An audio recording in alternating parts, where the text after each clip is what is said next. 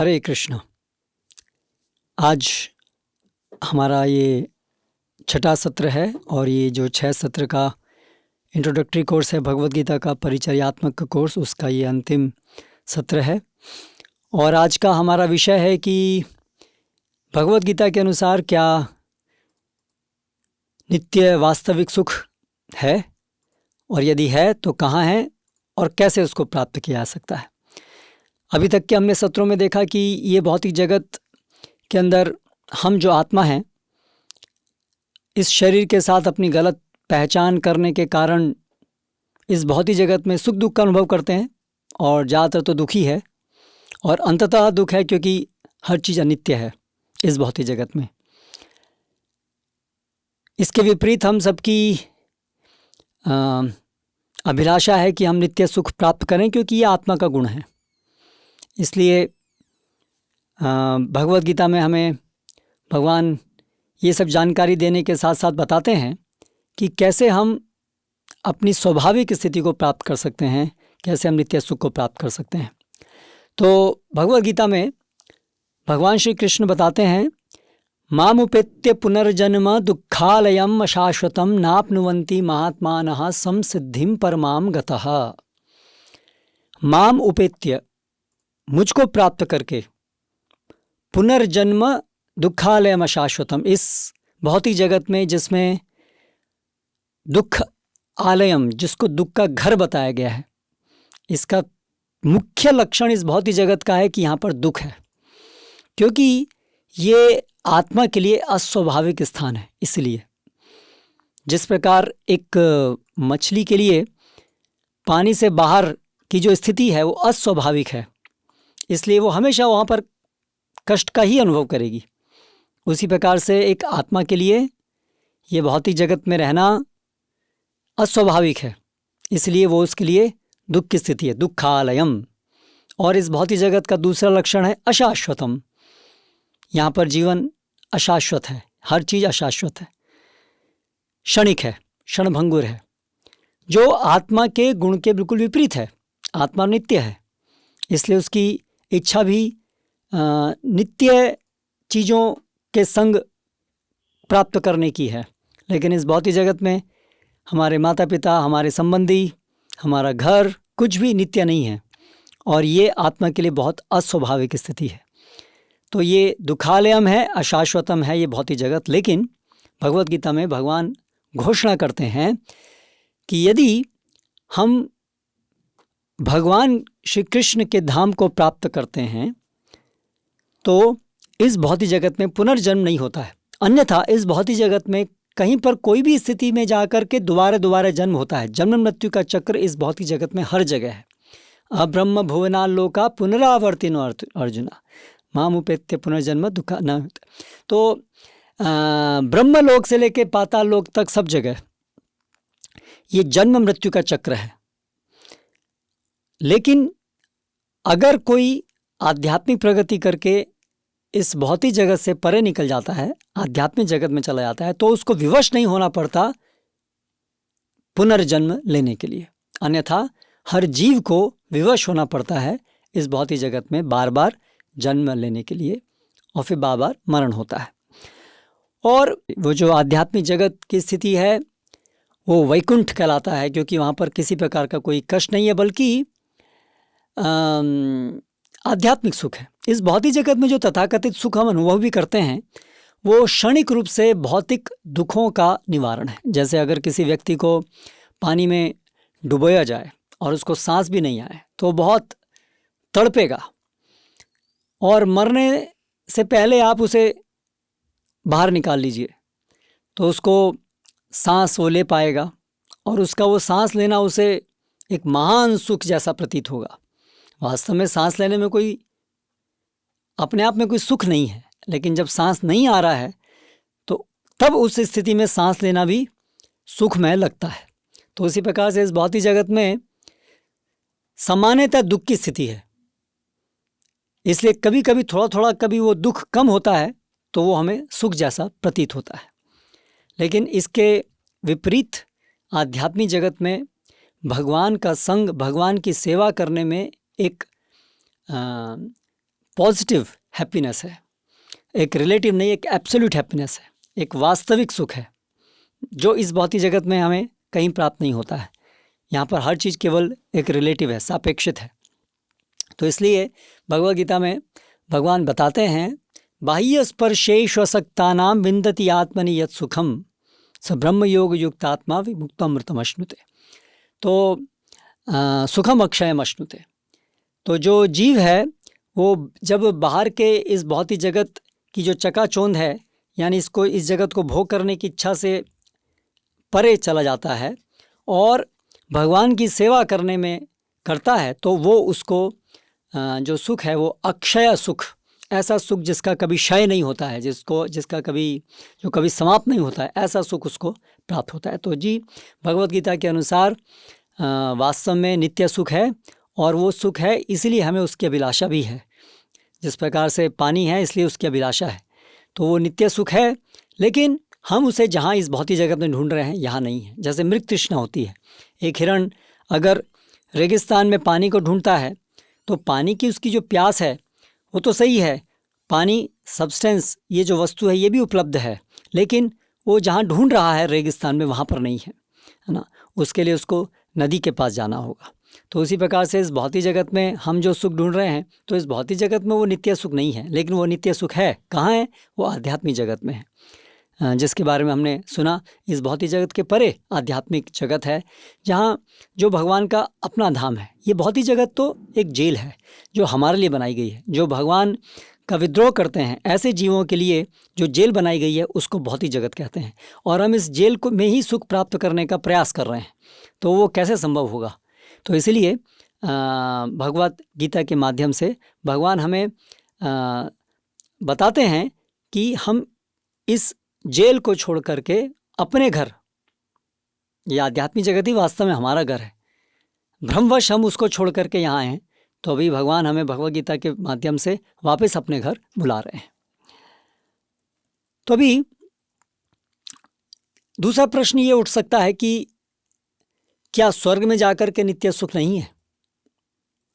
ज़्यादातर जो हिंदू हैं वो तो अपने धर्म के माध्यम से स्वर्ग जाने के लिए प्रयास करते हैं, और जो इस्लाम धर्म के अनुलंबी हैं, क्रिश्चियन धर्म के अवलंबी हैं, उनका भी गंतव्य सामान्यतः यही है, जन्नत या हेवन की प्राप्ति। तो इस भौतिक जगत में जो सामान्य रूप से धर्म का अनुसरण करते हैं वो लोग स्वर्ग जाने का प्रयास करते हैं। तो भगवद गीता में इसके विषय में क्या कहा गया है। भगवद गीता में स्वीकार किया गया है कि स्वर्ग नरक इस भौतिक जगत में अलग अलग ऐसे ग्रह हैं जहाँ पर सुख का जो दर्जा है वो ज़्यादा है, वो स्वर्ग है, और जहाँ पर बहुत कम है, दुख अधिक है, बहुत बहुत दुख है, वो नरक है, और बीच की स्थिति है ये पृथ्वी की।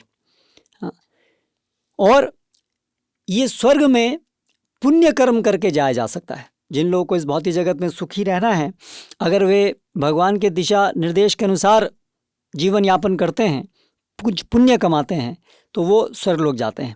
और जो इस भौतिक जगत में आ सकते हैं लेकिन शास्त्रों के अनुसार, भगवान के नियम के अनुसार नहीं चलते हैं, तो उनको नरक की प्राप्ति होती है।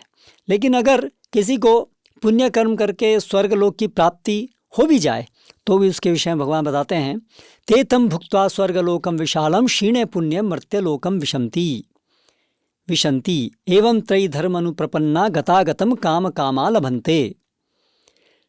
जो लोग पुण्य कर्म कमा करके स्वर्ग लोक जाते हैं, वे जब उनके पुण्य कर्म के फल समाप्त हो जाते हैं तो उनको विवश होना पड़ता है कि वो स्वर्ग लोक से वापस इस पृथ्वी लोक पर आएं। तो ये नियम है। इसलिए स्वर्ग लोक में जाने पर भी वहाँ हमेशा नहीं रहा जा सकता, वो क्षणिक रूप में ही वहाँ पर रहा जा सकता है। इस भौतिक जगत में कोई ऐसी स्थिति नहीं है जहाँ पर नित्यवास हो सकता है। और स्वर्ग लोक में जब तक हमारा पुण्य कर्म का फल है तब तक ही वहाँ पर रहा जा सकता है। फिर हम विवश होकर के इस भौतिक जगत में वापस आएंगे, फिर दोबारा से पुण्य या पाप करेंगे, उसके अनुसार फिर ऊपर या नीचे जाएंगे। और ये जो स्वर्ग लोक की इत्यादि की प्राप्ति होती है, जो पुण्य कर्म होता है, तो इसके अंतर्गत शास्त्रों के दिशा निर्देश के अनुसार अलग अलग देवी देवताओं की पूजा करने का विधान शास्त्रों में दिया गया है। जो देवी देवता गण हैं वो इस भौतिक जगत का संचालन करने वाले भगवान के द्वारा स्थापित अलग अलग ऑफिसर्स हैं। जैसे एक बड़ी सरकार के अंदर एक राष्ट्रपति या प्रधानमंत्री होते हैं और उनको इस देश के संचालन में सहायता करने वाले अलग अलग मंत्रीगण होते हैं। उसी प्रकार से इस भौतिक जगत का संचालन करने में जो अलग अलग जीवात्माएं जो अपने पुण्य कर्म के फल से उस पद को प्राप्त करती हैं, जो भगवान को जो सहायता करते हैं इस भौतिक जगत के संचालन में, उनको देवता कहते हैं। तो जैसे इंद्रदेव हैं तो वो वर्षा को नियंत्रित करने वाले देवता हैं। वायुदेव हैं, वो वायु को नियंत्रित करने वाले हैं। इस प्रकार से 33 करोड़ देवतागण हैं, क्योंकि इस पूरे संसार के संचालन में बहुत सारे डिपार्टमेंट हैं और सबके एक एक अधीक्षक हैं और उनको देवता कहते हैं। और ये सभी जो देवी देवतागण होते हैं ये भी जीवात्मा ही होती हैं हमारे तरीके से, लेकिन ये हमसे कहीं अधिक पुण्य जीवात्मा है जिन्होंने बहुत अधिक पुण्य कर्म किए हैं। जैसे वर्णन है, यदि कोई जीव 100 जीवनों में यदि केवल पुण्य कर्म करेगा, एक भी पाप नहीं करेगा, तो उसको ब्रह्मा जो इस भौतिक जगत में जीवों में सर्वश्रेष्ठ पद है उसको प्राप्त कर सकता है। और उस प्रकार से फिर इंद्रदेव है जो उनसे नीचे हैं, जो स्वर्ग लोक के अंदर रहते हैं, जो अन्य सभी देवताओं के राजा हैं, तो वो पद भी पुण्य कर्म करके प्राप्त होता है। लेकिन उसकी भी एक अवधि है, जब पुण्य कर्म खत्म हुए तब फिर वापस इस भौतिक जगत में आना पड़ता है। तो इस प्रकार से हम लोग भी अपने पूर्व जन्मों में इंद्र, चंद्र इत्यादि भी रहे होंगे, ब्रह्मा भी रहे हैं, और कुत्ता बिल्ली भी रहे हैं, और अभी मनुष्य हैं। तो इसलिए अभी हमारे पास ये अवसर है कि हम इस भौतिक जगत में स्वर्ग जाने की अभिलाषा या प्रयास को छोड़ करके हम आध्यात्मिक जगत में जाने के लिए अभी प्रयास करें, जहाँ पर जाने के बाद पुनर्जन्म नहीं होता है। तो ये सब जो देवी देवतागण हैं उनकी पूजा करने के विषय में भगवान बताते हैं, अंतवत्तु फलम तेषां तद् भवत्यल्पमेधसाम् देवान् देवयजो यान्ति मद्भक्ता यान्ति मामपि। तो जो देवी देवताओं की पूजा करते हैं वो देवताओं के लोकों तक जा सकते हैं, वो स्वर्ग लोकों तक जा सकते हैं। लेकिन जो भगवान को शरणागत होते हैं वो भगवत धाम जाते हैं, वो आध्यात्मिक जगत में जाते हैं। इसलिए देवी देवताओं की पूजा करने से जो फल प्राप्त होता है वो अंतवत्तु, वो उसका अंत होना निश्चित है। क्योंकि देवी देवताओं के जो लोक हैं, स्वर्ग लोक हैं, जब प्रलय होती है तो उनका भी नाश होता है। आध्यात्मिक जगत नित्य धाम है, उसका कभी नाश नहीं होता है। लेकिन इस भौतिक जगत में चाहे कोई स्वर्ग लोक भी है, उसका भी नाश होगा। जब प्रलय होगी तो ब्रह्मलोक का भी नाश होगा, जो सबसे सर्वोत्तम लोक है इस भौतिक जगत का। तो स्वर्ग लोक की तो बात ही क्या है। तो इसीलिए देवी देवताओं से प्राप्त जो भी वरदान हैं, चाहे वो स्वर्ग लोक की प्राप्ति क्यों ना हो, वो भी अनित्य है। इसलिए भगवान भगवद गीता में कहते हैं, कामैस्तैस्तैर्तज्ञाना प्रपद्यन्त्यन्य देवता। जिनकी बुद्धि भौतिक फलों की इच्छा से मारी गई है वो देवी देवताओं की उपासना करते हैं, उनकी शरण में जाते हैं, भगवान की शरण में नहीं जाते हैं, विष्णु कृष्ण राम की शरण में नहीं जाते हैं, भगवान की सेवा करने को अपने जीवन का लक्ष्य नहीं बनाते हैं। इस भौतिक जगत को भोग करने की इच्छा से वो देवताओं की शरण में जाते हैं। और देवी देवताओं की पूजा करने से कांक्षता कर्मणाम सिद्धिम यजन्ति यह देवता क्षिप्रम ही मानुष्य लोके सिद्धिम भवति कर्मजा। भगवद गीता में भगवान ये भी बताते हैं कि जो भौतिक फलों की कामनाएं करते हैं, तो अगर देवी देवताओं की उपासना करते हैं तो जल्दी ही उन्हें अपने प्रयास में सिद्धि प्राप्त हो जाती है। इसलिए वो भगवान की शरण में जाने की जगह देवी देवताओं की शरण में जाते हैं। भगवान की शरण में जो जाते हैं तो भगवान उन्हें, वो अगर कोई भौतिक सुख भी मांगते हैं तो भगवान उन्हें ऐसी चीज़ें प्रदान नहीं करते हैं जिससे उनको भौतिक जगत के अंदर जन्म मृत्यु के चक्र में फंसा रहना पड़े, बल्कि भगवान उनके हृदय को शुद्ध करके उनको शुद्ध भक्ति देते हैं। इसीलिए जो कम बुद्धि वाले हैं वो भगवान की शरण में नहीं जाते हैं, क्योंकि उनको जल्दी अपने फल मिल जाते हैं, इसलिए वो देवी देवताओं की शरण में जाते हैं। लेकिन वो वास्तव में मूर्खता है, क्योंकि उससे हमारा परम हित कभी नहीं होगा, हमें जन्म मृत्यु के चक्र में पड़े रहना पड़ेगा।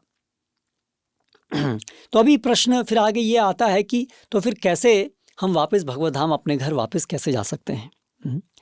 तो उसके लिए सर्वप्रथम तो हमें हमारे मन को सारी भौतिक इच्छाओं से शुद्ध करना होगा, सारी भौतिक आसक्तियों से उसको हटाना होगा। क्योंकि हमने देखा कि हमारे इस भौतिक जगत में बने रहने का मूल कारण है इस भौतिक जगत से आसक्ति, अर्थात इस भौतिक जगत में भोग करने की इच्छा।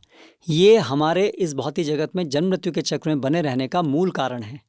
इसलिए जब तक ये मूल कारण खत्म नहीं होगा तब तक हम इस भौतिक जगत में जन्म मृत्यु के चक्र में फंसे ही रहेंगे, आध्यात्मिक जगत में कभी नहीं जा पाएंगे। इसलिए सबसे पहली जो योग्यता है, आवश्यकता है आध्यात्मिक जगत में जाने की, वो है कि हमें हमारी इच्छाओं को शुद्ध करना होगा। इस भौतिक जगत के भोग करने की इच्छा को समाप्त करना होगा। इसलिए शास्त्रों में कहा गया है, मन एव ही मनुष्यानाम कारणम बंध मोक्षयोः बंधाय विषयासंगो मुक्त्यै निर्विषयम मनः। ये मन ही हमारे बंधन और मोक्ष दोनों का कारण है। मोक्ष अर्थात जन्म मृत्यु के चक्र से छुटकारा और अपनी स्वाभाविक स्थिति में यानी भगवान की नित्य सेवा में स्थापित होना, उसको मोक्ष कहते हैं या मुक्ति कहते हैं। तो इस श्लोक के अनुसार मन ही हमारे मुक्ति और बंधन दोनों का कारण है। दोनों का कारण कब कब बनता है? जब हमारे मन के अंदर इस भौतिक जगत के जो विषय हैं, इस भौतिक जगत के विषयों को जब भोग करने की इच्छा हमारे मनों में व्याप्त रहती है, तब वो हमारे बंधन का कारण बनता है ये मन। और जब यही मन विषयों से अनासक्त हो जाता है और भगवान की सेवा करने में आसक्त हो जाता है, तब ये हमारी मुक्ति का कारण बनता है।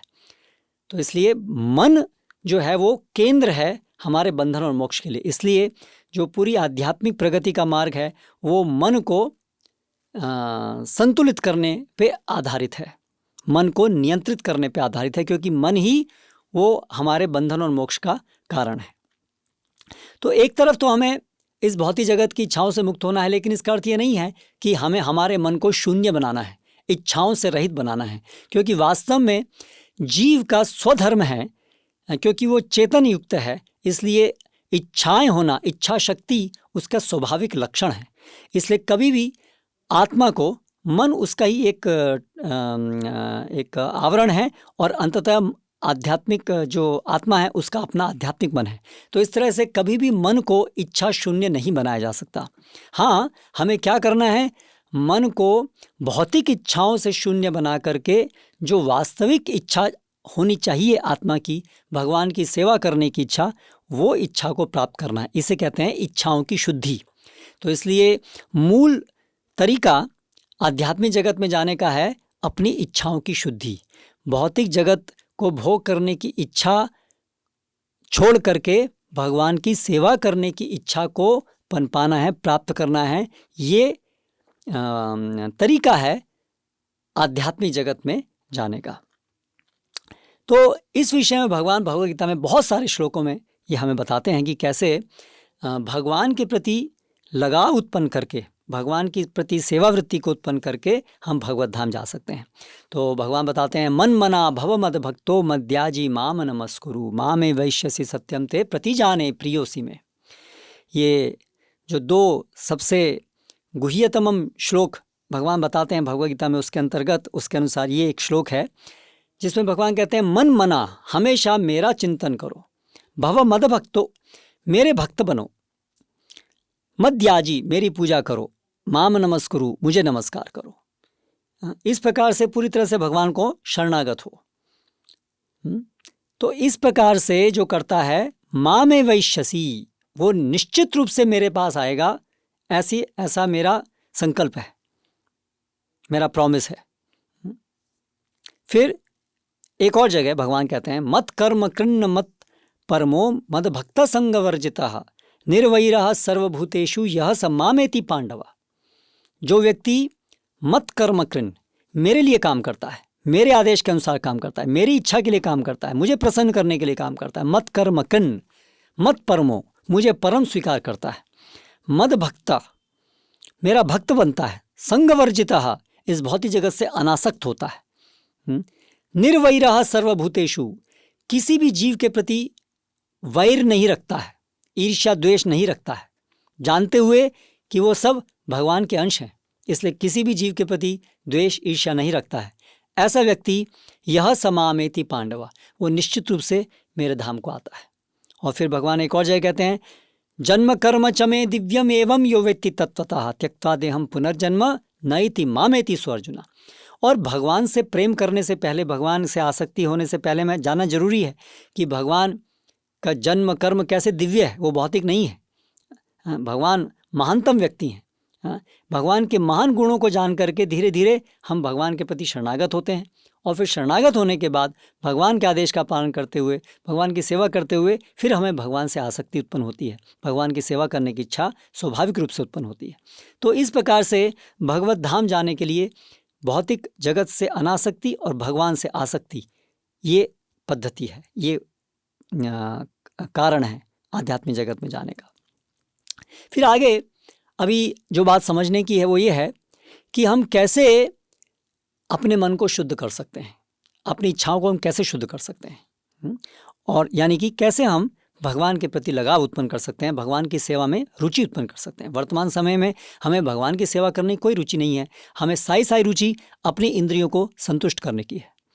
सुबह से लेकर शाम तक, बचपन से लेकर बुढ़ापे तक हमारा एक ही प्रयास रहता है कि हम अपनी इंद्रियों को कैसे संतुष्ट करें। इंद्रियों के अंदर मन, बुद्धि इत्यादि भी आ जाता है, वो सूक्ष्म इंद्रियां हैं, अंतःकरण। लेकिन यही हमारा पूरे जीवन भर प्रयास है, और केवल मनुष्य जीवन में नहीं, जानवरों का भी यही प्रयास है, हर योनि का यही प्रयास है। तो ये जो इस जगत को भोग करने की जो इच्छाएं हैं, कैसे हम इन इच्छाओं को शुद्ध करके भगवान की सेवा करने की इच्छा में परिणित कर सकते हैं, ये अभी अगला विषय है। तो इसके लिए सर्वप्रथम तो हमें भगवान के भक्तों से भगवान के ज्ञान के विषय में सुनकर, भगवान के विषय में सुनकर, भक्ति के विषय में सुनकर हमें इस निष्कर्ष पे आना होगा कि हम ये भौतिक जगत में भोग करने की इच्छा को छोड़ करके अभी वापस भगवान की शरण में जाना चाहते हैं, भगवान की सेवा करना चाहते हैं। ये निष्कर्ष, पहले हमें इस निष्कर्ष पे आना पड़ेगा। इसको कहते हैं भक्ति श्रद्धा। ये समझ कि मैं वास्तव में समझ रहा हूँ कि मैं भौतिक जगत का प्राणी भाग नहीं हूँ, मैं आत्मा हूँ, भगवान है कृष्ण, मैं उनका अंश हूँ, मैं उनका सेवक हूँ, चिरकाल से उनको भूल करके इस भौतिक जगत में जन्म मृत्यु के चक्र में भटक रहा हूँ, मैं अपनी गलती को स्वीकार कर रहा हूँ, और अभी मैं वापस भगवान आपकी सेवा में आना चाहता हूँ। ये जो मनोभाव है, इसको भक्ति श्रद्धा कहते हैं। तो ये आरंभ है भगवत धाम जाने का। जो रास्ता है, उसका जो गेट है, डोर है, वो ये श्रद्धा है। श्रद्धावान जन होय भक्ति अधिकारी। जिनके अंदर ये श्रद्धा है, उनका रास्ता आरंभ होता है, उनकी यात्रा आरंभ होती है भगवत धाम जाने की। जिनके अंदर ये श्रद्धा नहीं है, शास्त्रों से सुनकर के, भक्तों के माध्यम से शास्त्रों से सुनकर के जिनके अंदर अभी ये समझ नहीं बनी है, दृढ़ विश्वास इन चीज़ों को लेकर के नहीं बना है, उनकी अभी यात्रा आरंभ नहीं हुई है, प्रवेश उनका नहीं हुआ है, उनके लिए अभी दरवाज़ा खुला नहीं है जाने का, भगवत धाम जाने का, है ना। तो यही बात भगवान भगवद गीता में बताते हैं, जो भगवद गीता का परम अंतिम चरम श्लोक है, सर्वधर्मान परित्यज्य माम एकम शरणम व्रज। माम एकम शरणम, शरण शरणागति, ये प्रवेश द्वार है भगवत धाम जाने के लिए। जो रास्ता है उसका प्रवेश द्वार है शरणागति। सर्वधर्मान, शरणागति का अर्थ क्या है? बाकी अन्य सारे शरण विचार छोड़कर केवल भगवान की शरण ग्रहण करना, है ना। भगवान ही परम है, हम उनके दास हैं, स्वीकार करना, इसे कहते हैं माम एकम शरणम व्रज। तो इसके पहले हमारे जीवन में, अलग अलग जन्मों में या वर्तमान जीवन में, हम बहुत सारे अलग अलग प्रयास करते आए हैं, अपने जीवन के लक्ष्यों को बनाते आए हैं, लेकिन वो सब लक्ष्यों को छोड़कर हम देवी देवताओं की पूजा उपासना करते हैं। वो सब को छोड़ करके जब हम ये निष्कर्ष पे आते हैं कि अभी मैं अपना जीवन भगवान को समर्पित करता हूँ, भगवान श्री कृष्ण की शरण में मैं आना चाहता हूँ और उन्हीं के आदेश के अनुसार मैं काम करना चाहता हूँ, तो सर्वधर्मान परित्यज्य, इसके अतिरिक्त अन्य सारे लक्ष्यों को त्याग करके जब हम इस लक्ष्य को अपने जीवन का लक्ष्य बनाते हैं, उसे कहते हैं सर्वधर्मान परित्यज्य माम एकम शरणम व्रज। तब अहम त्वाम सर्व पापेभ्यो मोक्षयिष्यामि। तो फिर जो अन्य तथाकथित धर्मों को छोड़ने पर यदि हमें ऐसा कुछ लगे कि अरे वो तो गलती हो रही है, हम पाप करेंगे, तो ऐसा नहीं है, है ना। वास्तव में वो सब पाप कर्म जो भी हमने किए भी हैं उन सब से भी मुक्त होकर के हम अगर भगवान की शरण में जाते हैं तो हम वो सभी कर्म फल भगवान नष्ट करते हैं। और इस प्रकार से हम आगे चल करके धीरे धीरे भक्ति कर करके जब हमारे हृदय के अंदर भगवान के प्रति प्रेम दोबारा प्राप्त होगा तब फिर हम भगवत धाम में प्रवेश कर पाएंगे। तो जब ये श्रद्धा हमारे अंदर उत्पन्न होती है जिसकी वजह से हम भगवान की शरण ग्रहण करते हैं, उसके बाद अभी भक्ति आरंभ होती है, भक्ति क्रियाएं आरंभ होती है, उसे कहते हैं साधना, प्रैक्टिस। ये जो कृष्ण प्रेम हमारे अंदर है उसे दोबारा से उजागर करने के लिए हमें एक विशेष पद्धति से गुजरना होता है।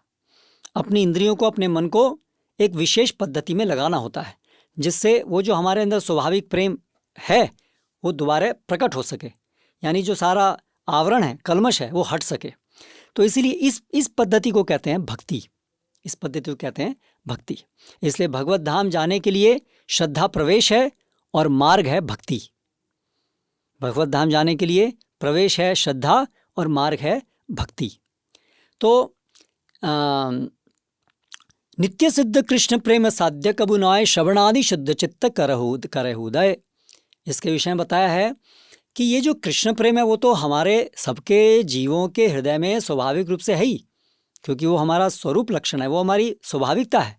भगवान के प्रति प्रेम होना अर्थात भगवान की सेवा करने में अत्यधिक रुचि होना वो स्वाभाविक रूप से हमारे साथ में है। जब इस भौतिक जगत में आए तब भी ऐसा नहीं कि वो खत्म हो गया, क्योंकि वो जीव का स्वाभाविक लक्षण है, वो कभी उससे पृथक हटाया नहीं जा सकता है।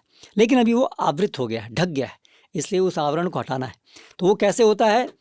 वो जो विधि है, भक्ति विधि, श्रवण आदि शुद्ध चित्त, श्रवण आदि, श्रवण से आरंभ होने वाली जो विधि है, जो भक्ति योग जिसे कहते हैं, उस विधि के माध्यम से उस आवरण को हटाया जाता है। और जब वो आवरण हट जाता है तो वो जो नित्य सिद्ध कृष्ण प्रेम जो हमारे हृदय के अंदर है वो भगवान की कृपा से दोबारा उजागर होता है। ये है सार रूप में पद्धति। तो कैसे हम कृष्ण प्रेम को दोबारा उजागर कर सकते हैं? इसलिए अन्यत्र एक और जगह कहा है, अतः श्री कृष्ण नाम आदि ना भवेत ग्राह्यम इंद्रियई सेवोन्मुख ही जीवादौ स्वयं एवं स्फूर्तिया था। तो भगवान के नाम रूप गुण लीला अभी वो हमें समझ में नहीं आ रहे हैं, अभी हम उनका अनुभव नहीं कर पा रहे हैं। क्यों? क्योंकि हमारी आध्यात्मिक इंद्रियां अभी ढकी हुई हैं भौतिक इंद्रियों से, भौतिक शरीर से हम ढके हुए हैं। इसलिए और जैसा हमने देखा, ये जो माया शक्ति है उसके प्रभाव से हमारा ज्ञान हर लिया गया है, ढक दिया गया है, इसलिए अभी हमें भगवान की कोई अनुभूति नहीं है। लेकिन जब हम सेवोन्मुख ही जीवादौ, जब हम जिह्वा से आरंभ करके अपनी इंद्रियों को, अपने मन को भगवान की सेवा में लगाते हैं तो ये सब आवरण हट जाता है। हमारी आध्यात्मिक इंद्रियां दोबारा से एक्टिवेट हो जाती हैं, संचारित हो जाती हैं, और फिर उन स्वाभाविक आध्यात्मिक इंद्रियों के द्वारा हम पुनः भगवान का अनुभव कर पाते हैं और पुनः हमारे अंदर भगवान के प्रति सेवा भाव उजागर होता है। तो इसीलिए जो भक्ति मार्ग है वो है अपनी इंद्रियों को भगवान की सेवा में लगाने का मार्ग। तो ये भक्ति संपन्न कैसे की जाती है?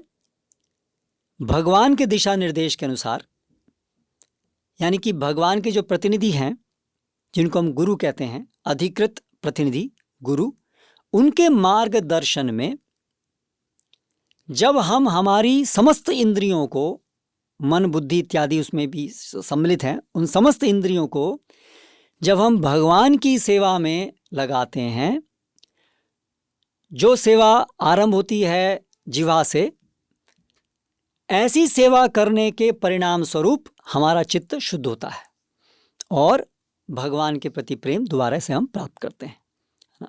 तो ये है भक्ति योग, अपनी इंद्रियों को एक अधिकृत गुरु के मार्गदर्शन में भगवान की सेवा में लगाना। हमारा अंतिम लक्ष्य भगवान की सेवा करना है और उसके लिए जो पद्धति है वो भी भगवान की सेवा करने की है। वर्तमान समय में पहले हम भगवान की सेवा करने का प्रयास करेंगे, क्योंकि स्वाभाविक रूप से सेवा करने की हमारे अंदर रुचि नहीं है, वृत्ति नहीं है। इसलिए हमें मार्गदर्शन चाहिए, गुरु का प्रेरणा चाहिए और मार्गदर्शन चाहिए। और ऐसा करने से क्या होगा? जो हमारी स्वाभाविक वृत्ति है सेवा करने की वो दोबारा से हमें प्राप्त हो जाएगी। तो इसलिए लक्ष्य भी भगवान की सेवा प्राप्त करना है और मार्ग भी भगवान की सेवा करना है। मार्ग के अंदर हम भगवान की सेवा करने का प्रयास करते हैं, वो स्वाभाविक नहीं है, और लक्ष्य में वो स्वाभाविक हो जाता है ना, ये अंतर है। तो इसलिए इसको कहते हैं भक्ति योग। तो ये जो भगवान की सेवा करना है उसकी जो पद्धति है उसके 9 भाग हैं, 9 अंग हैं। 9 प्रकार से भगवान की सेवा में, गुरु के मार्गदर्शन में हम संलग्न होते हैं। ये सबसे प्रमुख 9 अंग हैं भक्ति के, जिनके द्वारा हम अपनी इंद्रियों को, मन को भगवान की सेवा में लगाते हैं, है ना। तो इसका वर्णन भगवद गीता में और अन्य शास्त्रों में हुआ है। श्रवणम कीर्तनम विष्णु स्मरणम पाद सेवनम अर्चनम वंदनम दास्यम सख्यम आत्मनिवेदनम। ये 9 अंग हैं। सबसे पहला जिसमें है श्रवणम। श्रवणम कानों से भगवान के विषय में, उनका नाम, उनकी लीलाएं, उनके गुण इत्यादि, भगवान के विषय में भगवान के शुद्ध भक्तों से सुनना। जो भक्त पूरी तरह से भगवान की सेवा में संलग्न हैं उनसे भगवान के विषय में सुनना, इसको श्रवण कहते हैं। और ये भगवान की भक्ति सेवा करने का, भक्ति करने का प्रथम चरण है, सबसे आरंभिक चरण है।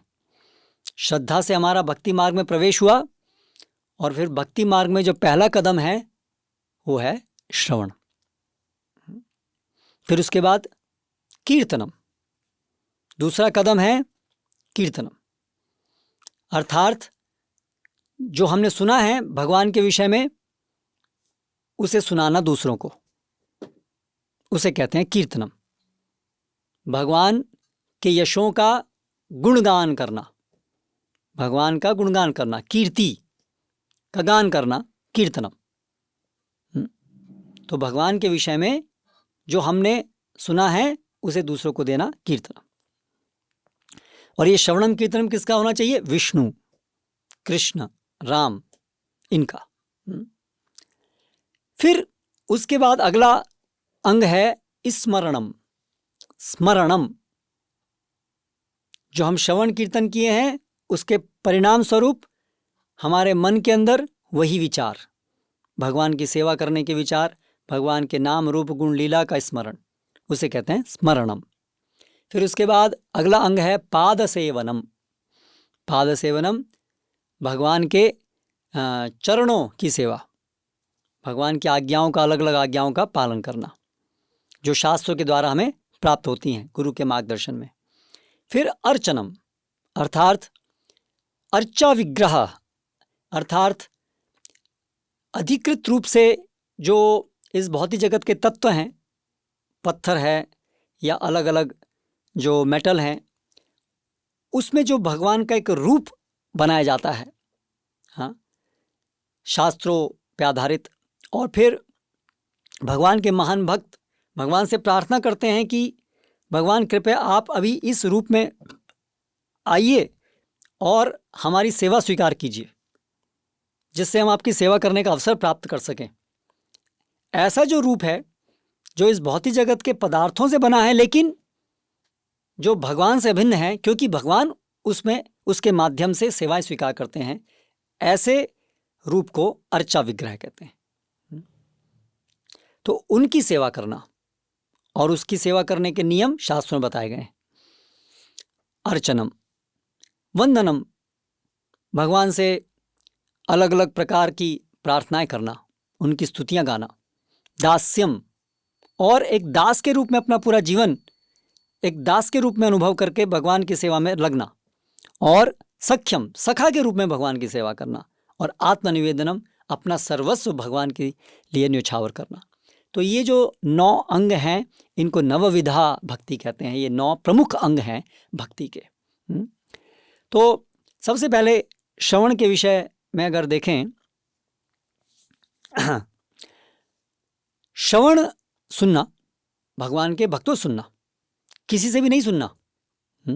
इसलिए शास्त्र में यही बताया गया है कि जिस प्रकार से एक सर्प के द्वारा अगर दूध, एक विषैला सर्प है, यदि वो दूध पी लेता है तो वो जो दूध है भले ही दिखने में दूध जैसा दिखे, दूध वास्तव में अमृत के समान होता है, बड़ा शरीर को पोषण प्रदान करने वाला होता है। लेकिन यदि वही दूध यदि किसी विषैले सर्प के द्वारा पी लिया जाता है तो फिर वो दूध भले ही दिखने में दूध जैसा दिखे किंतु वो विष होता है, वो विष का काम करता है। उसी प्रकार से भगवान के विषय में अगर हम किसी अभक्त से सुनते हैं जिसके अंदर भक्ति श्रद्धा नहीं है, जो कुछ अन्य हेतु से भगवान के विषय बता रहा है, पैसा कमाने के हेतु से, उसका धंधा है कुछ कथा करना, ऐसे व्यक्तियों से यदि हम भगवान के विषय में सुनते हैं तो हमारा चित्त शुद्ध नहीं होता, बल्कि जो मलिनता, जो गंदगी जो सुनाने वाले के हृदय में है, पैसा कमाने की इच्छा, भोगने की इच्छा, वैसी इच्छा हमारे अंदर और प्रगाढ़ हो जाती है। तो इसलिए श्रवणम का पहला नियम है कि केवल भगवान के शुद्ध भक्तों से ही सुनना है। तो इसलिए भगवान के विषय में भजन, भगवान की कथा, भगवान का नाम, ये सब सुनने से पहले हमें विश्वस्त हो लेना चाहिए कि जो सुनाने वाला है वो क्या, उसकी समझ क्या है, क्या उसका जीवन भगवान की सेवा में समर्पित है, क्या वो भगवान को परम सत्य स्वीकार करता है, हाँ, क्या वो अपने को भगवान का सेवक मात्र ही स्वीकार करता है। ये सब विषय पहले हमें जान लेना चाहिए। तो श्रवण के अंदर सबसे पहली ये कंडीशन है, ये शर्त है। उसके बाद श्रवण जो है, किस किस का श्रवण? सबसे पहले भगवान के नाम का श्रवण, भगवान के संदेश का श्रवण, भगवान के गुणों का श्रवण, भगवान की लीलाओं का श्रवण, ये सब कुछ श्रवण के अंदर आता है। तो भगवान के संदेश का श्रवण अर्थात भगवत गीता का श्रवण, क्योंकि भगवत गीता क्या है? भगवान का संदेश है। तो इसलिए श्रवण करने में भगवत गीता का श्रवण सबसे पहले आता है, क्योंकि उसी के आगे फिर हम समझते हैं कि हमें नाम का श्रवण करना है इत्यादि इत्यादि। तो इसलिए सभी के लिए जो भी भक्ति में आगे बढ़ना चाहते हैं, ये भगवत गीता का नियमित अध्ययन अत्यंत जरूरी है। भगवत गीता का नियमित अध्ययन अत्यंत जरूरी है। इसलिए भगवान भगवत गीता में कहते हैं, अध्येष्यते च य इमं धर्मं संवादमावयो ज्ञान यज्ञेन तेनाहम इष्टस्यामिति मे मतिः। जो भगवत गीता का अध्ययन करता है वो ज्ञान योग के द्वारा मेरी उपासना करता है। तो इसलिए ये भगवत गीता का नियमित रूप से अध्ययन होना चाहिए। ये केवल भगवत गीता मात्र एक इन्फॉर्मेशन कलेक्शन करने के लिए नहीं है, एक केवल सूचनाएं प्राप्त करने के लिए नहीं है, बल्कि भगवत गीता का श्रवण हमारे चित्त को शुद्ध करता है, जिससे हमारे हृदय में भगवान के प्रति भक्ति पनपती है, भगवान के प्रति सेवा भाव बढ़ता है। और इसलिए उसको बार-बार अध्ययन करना चाहिए। और जितना भगवान का अध्ययन करेंगे, भगवत गीता का अध्ययन करेंगे, जिस अनुपात में हमारा चित्त शुद्ध होता जाएगा, उस अनुपात में उसी भगवत गीता में से हम और गहरे गहरे साक्षात्कार प्राप्त करेंगे और अंततः उसी भगवत गीता में हम भगवान का दर्शन, भगवान का प्रेम भी प्राप्त कर पाएंगे। इसलिए भगवत गीता कितनी बार भी हम पढ़ें वो हमेशा हमें नई ही प्रतीत होगी। तो इसलिए भगवत गीता का नियमित अध्ययन अत्यंत जरूरी है। फिर भगवान के नाम का श्रवण, और भगवत गीता का अध्ययन जो करना है, जो उसके तात्पर्य लिखने वाले हैं वो शुद्ध भक्त होने चाहिए, वो गुरु शिष्य परंपरा में आने चाहिए। उनका जीवन का उद्देश्य केवल भगवान की प्रसन्नता के लिए भगवान के संदेश का प्रचार करना होना चाहिए। वो भगवत गीता को यथारूप प्रस्तुत करने वाले होने चाहिए, अपने मन से काल्पनिक उसकी अर्थ घटन करने वाले नहीं होने चाहिए, है ना। फिर भगवान के नाम का श्रवण, भगवान के नाम का श्रवण के अंतर्गत भगवान के बहुत सारे नाम हैं। भगवान श्री कृष्ण के अनेक नाम हैं, क्योंकि भगवान की बहुत सारी लीलाएं हैं, भगवान के अनंत गुण हैं, अनंत लीलाएं हैं, इसलिए भगवान के अनंत नाम हैं। भगवान का कोई अपना कोई भौतिक नाम नहीं होता, लेकिन भगवान के भक्त भगवान को उनके दिव्य गुणों और लीलाओं के आधार पर पुकारते हैं, इसलिए भगवान के वो सब अनंत नाम हैं। और वो जो नाम है भगवान के, ऐसे जो नाम होते हैं, वो सामान्य भौतिक ध्वनि नहीं होती है, वो आध्यात्मिक ध्वनि होती है। इसीलिए वो आध्यात्मिक ध्वनि होने के कारण वो भगवान से अभिन्न होती है। इसलिए उन भगवान के ऐसे जो अधिकृत नाम हैं उनका जब हम श्रवण करते हैं तो फिर उससे हमारा चित्त शुद्ध होता है। और ऐसे समस्त अलग अलग नामों में फिर एक विशेष प्रकार का एक मंत्र उसका बनाया जाता है जो विशेष रूप से हमारे मन को भगवान में लगाता है, नियोजित करता है, क्योंकि उसके अंदर एक प्रार्थना होती है, उसका भाव प्रार्थना का होता है। तो इस प्रकार से शास्त्रों में हरे कृष्ण महामंत्र दिया गया है जो विशेष रूप से इस कलयुग के लिए भगवान के नामों को लेने का प्रमुख मंत्र के रूप में बताया गया है। हरे कृष्ण कृष्ण कृष्ण हरे हरे, हरे राम राम राम हरे हरे, इति षडोषकम नाम नाम कलिकल्मषनाशन नतः परतरोपाय सर्ववेदेषु दृश्यते।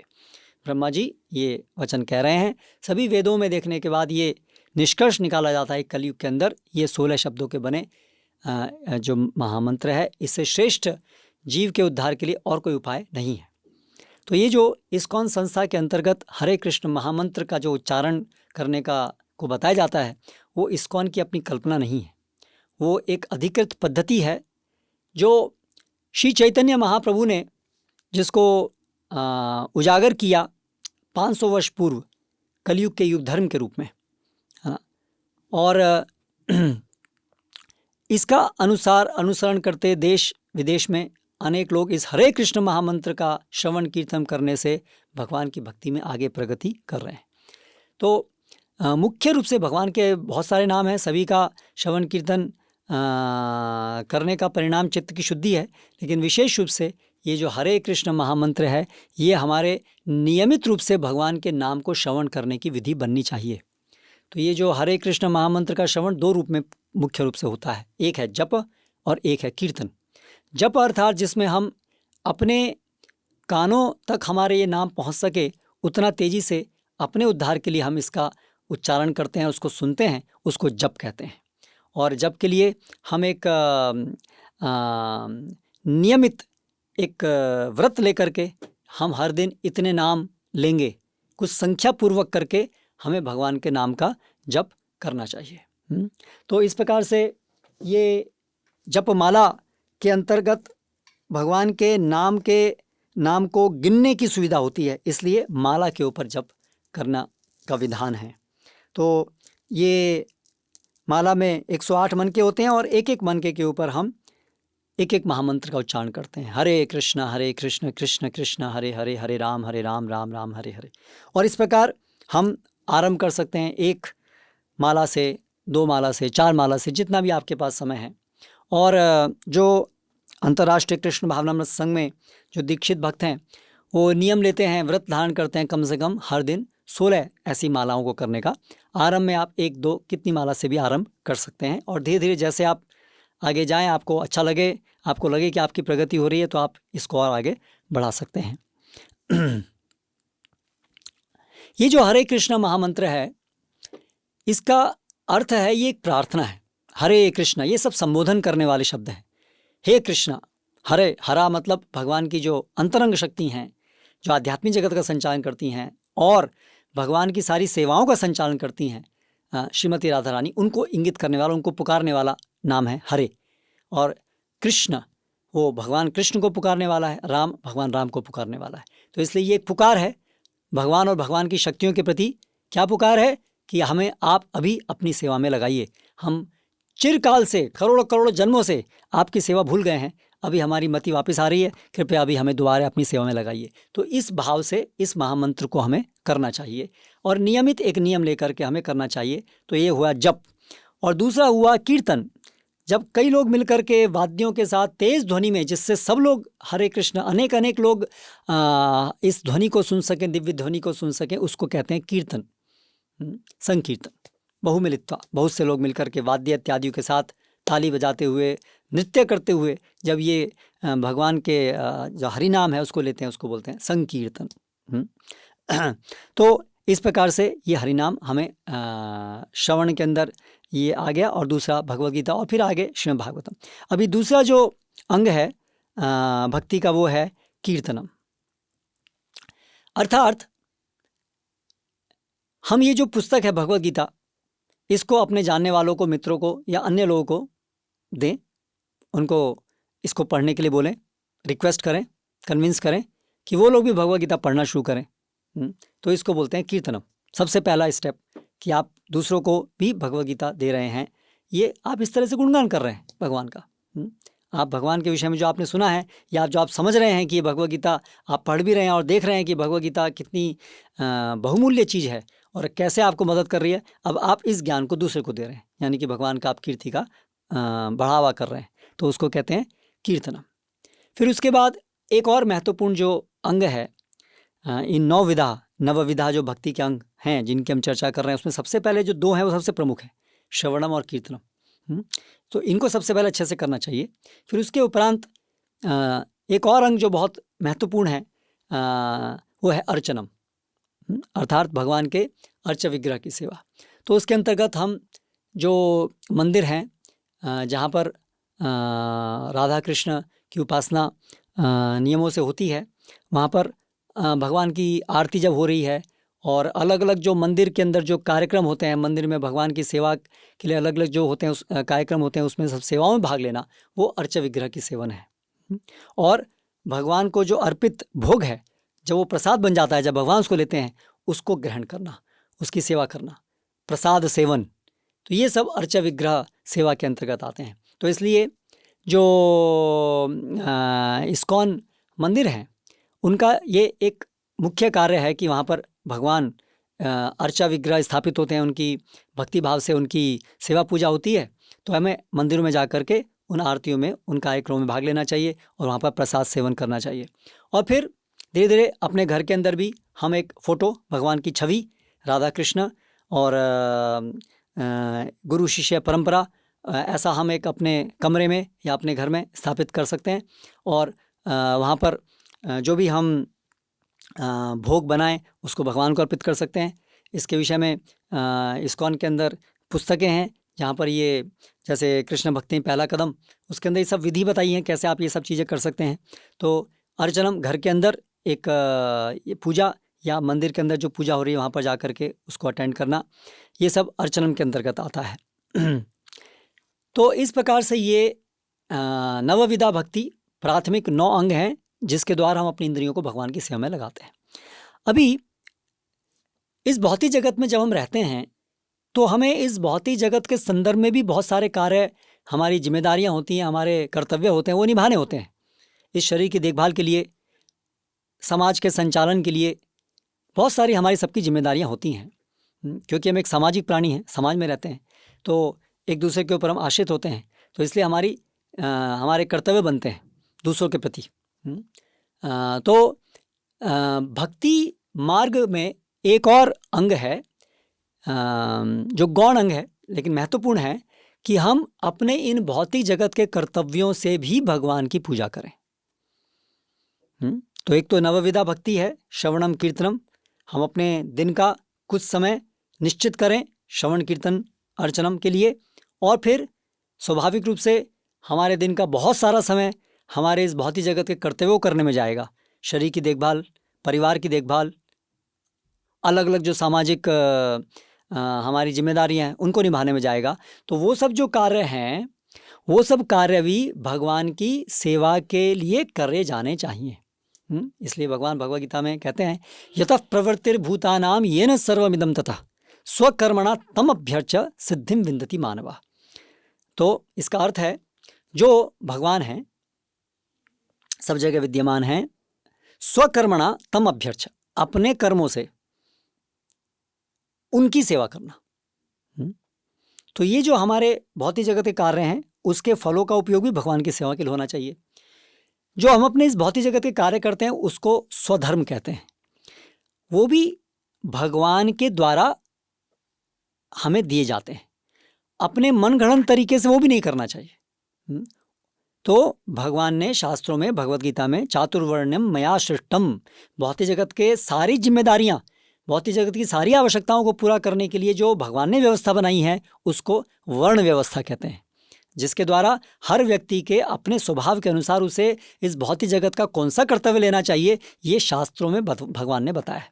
तो वास्तविकता में हमें हमारे स्वभाव के अनुसार गुरु के मार्गदर्शन में समझना चाहिए कि मेरे लिए कौन सा कर्तव्य है, मुझे भगवान के दिशा निर्देश के अनुसार कौन सा कर्तव्य करना चाहिए। जैसे अर्जुन के लिए जो उनके स्वभाव के अनुसार निर्दिष्ट कर्तव्य था वो था क्षत्रिय का कार्य। इसलिए अर्जुन को भगवान ने भगवद गीता के अंतर्गत निर्देश दिया कि आप क्षत्रिय का कार्य करके आप मेरी सेवा करो। अर्जुन का विचार था कि वो ये कार्य छोड़ दें, क्योंकि इसमें उनको युद्ध करना पड़ेगा, मारना पड़ेगा, स्वजनों को भी मारना पड़ेगा। लेकिन पूरी भगवद गीता का एसेंस है कि नहीं, ये जो भौतिक जगत के कर्तव्य हैं जो मेरे द्वारा दिए गए हैं उनको मेरी सेवा समझते हुए करो और साथ साथ मेरा स्मरण करो। माम अनुस्मर युद्धचा तस्मात् सर्वेषु कालेषु माम अनुस्मर युद्धचा।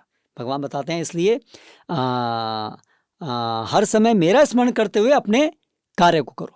तो अर्जुन के लिए कार्य युद्ध करना था, इसलिए वहाँ युद्धचा बता रहे हैं। लेकिन हम लोगों के लिए जो भी कार्य हैं वर्ण व्यवस्था के अनुसार उन्हें करते हुए, भगवान का चिंतन करते हुए उन कार्यों को करना चाहिए, उनके फलों को भगवान की सेवा में लगाना चाहिए। तो अभी आधुनिक समय में जो हम समाज बनाए हैं उसमें तो जो सारे कार्य होते हैं वो भगवान की सेवा भगवान की इच्छा के अनुसार नहीं है। लेकिन फिर भी कम से कम आरंभ में हम जो भी कर रहे हैं उसके फलों को कम से कम भगवान की सेवा में लगाएं जितना संभव है। और जो भी कुछ हमारे पास हुनर है देखें भक्तों के मार्गदर्शन में कि कैसे हम उससे भगवान की सेवा कर सकते हैं, कैसे उससे हम प्रचार कर सकते हैं, उसको प्रचार में कैसे लगा सकते हैं। तो इस प्रकार से ये है भक्ति योग। और ये सारा भक्ति योग जो है भक्तों के संग में ही संचालित होता है। इसलिए बहुत महत्वपूर्ण है कि हम नियमित रूप से भक्तों के सानिध्य में रहें। तो इस्कॉन मंदिरों की स्थापना ऐसा भक्त संग देने के लिए ही हुई है। इसलिए हमें नियमित रूप से अगर हमारे आसपास में मंदिर है तो वहाँ जाना चाहिए और वहाँ पर जो कार्यक्रम होते हैं उसमें भाग लेना चाहिए। वहाँ पर जो कार्यक्रम होंगे वो यही श्रवणम कीर्तनम के कार्यक्रम होंगे, भगवान के अलग अलग सेवा के कार्यक्रम होंगे, लेकिन भक्तों के साथ में करने में वो हमारे अंदर भक्ति जो है वो संचालित होती है। तो अंततः सार ये है, ये 6 दिनों में अंदर हमने देखा कि हमें भगवद गीता का अध्ययन नियमित रूप से करना चाहिए। फिर भगवद गीता के अंदर हम शरीर नहीं है आत्मा है ये बताया, और हम सब संचालित हैं, निर्दिष्ट हैं, नियंत्रित हैं ईश्वर के द्वारा, और वो ईश्वर हैं श्री कृष्ण। और जो केवल ईश्वर नहीं है बल्कि वो हमारे परम हितैषी परम मित्र हैं। हमारा उनके साथ एक नित्य सेवा का, प्रेममयी सेवा का संबंध है, और वो सेवा का संबंध भूलने के कारण हम इस भौतिक जगत में जन्म मृत्यु के चक्र में भटक रहे हैं। और हमें अभी यदि वापस अपने घर जाना है, भगवत धाम जाना है, तो हमें एक अधिकृत गुरु शिष्य परंपरा में आने वाले भक्तों के सानिध्य में रहते हुए मार्गदर्शन में हमें भक्ति सीखनी चाहिए, फिर भक्ति करनी चाहिए, अर्थात अपनी इंद्रियों को, मन को भगवान की सेवा में लगाना चाहिए। और ऐसा करने से धीरे धीरे पुनः जो हमारी स्वाभाविक स्थिति है वो हम प्राप्त कर पाएंगे। तो इस प्रकार ये एक बहुत छोटे में, संक्षिप्त में परिचय है भगवद गीता का। लेकिन और आवश्यकता होगी कि हम भगवद गीता का और विस्तार से भी अध्ययन करें। तो आपके उस अध्ययन को सरल बनाने के लिए इस 6 सत्र के बाद कुछ और सत्र भी लिए जाएंगे, जिसमें भगवद गीता को अभी जो उसके मुख्य 3 विषय हैं, कर्मयोग, ज्ञान योग, भक्ति योग। पहला 6 अध्याय कर्मयोग का वर्णन करता है, बीच के 6 अध्याय भक्ति योग का वर्णन करते हैं मुख्य रूप से, और अंत के 6 अध्याय ज्ञान योग का वर्णन करते हैं। तो इस प्रकार से आने वाले समय में अन्य कुछ सत्रों के द्वारा हम इन 3 मुख्य विषयों के ऊपर और एक सत्र रखेंगे, जिससे भगवद गीता का अध्ययन करना और सरल हो। इसके साथ हम ये समाप्त करते हैं आज का सत्र। हरे कृष्णा। श्रील प्रभुपाद की जय।